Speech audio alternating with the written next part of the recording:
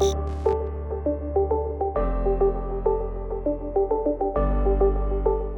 what's up you guys? Putting a trailer hitch on your Nissan Altima can take you to some really cool places, whether it be through camping, biking, or even towing a small U-Haul trailer just about anywhere in North America. Let's go ahead and break down that install. You'll need the tools seen here to complete this installation. We're going to start by prepping the underbody of our vehicle for the hitch. Our steps for this installation are identical on both the passenger and the driver's side, so we'll show you everything over here on the driver's side. We're going to start by removing the mufflers. They're held in by these clamps, and we're going to loosen up this clamp right here using a 15mm socket.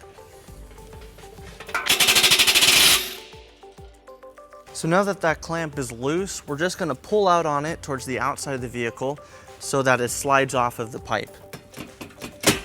And now we'll repeat on the passenger side.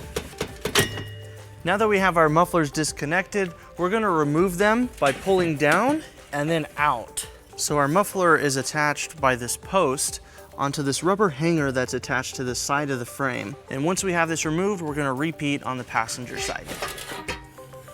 Next, we would remove the heat shields on both sides of our vehicle.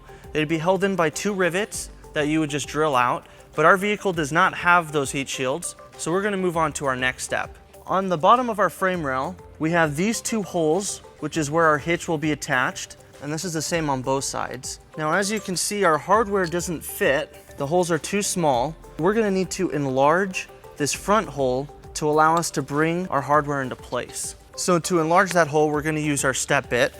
Now, as we drill it, we're going to check it periodically to make sure our hardware fits.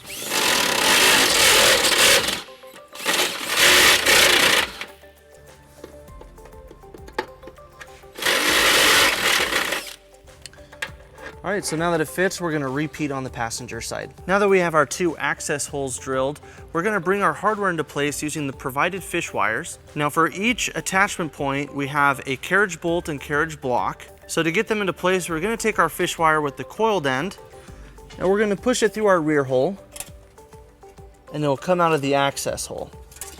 And then we'll attach our hardware onto the coiled end, and we're going to push the block in first, followed by our bolt. So for our access hole, we're going to use a reverse fish wire technique. We're going to take our fish wire and we're going to put it onto the bolt, and we'll push our bolt into our access hole, followed by our block, and then we'll just pull it right back down. And we're going to leave our fish wires on, and then we're going to repeat on the passenger side. So now we're ready to bring our hitch into position. We're going to be using our U-Haul exclusive hitch jack. If you don't have a hitch jack, we do recommend that you get an extra set of hands, as this hitch can be a little heavy.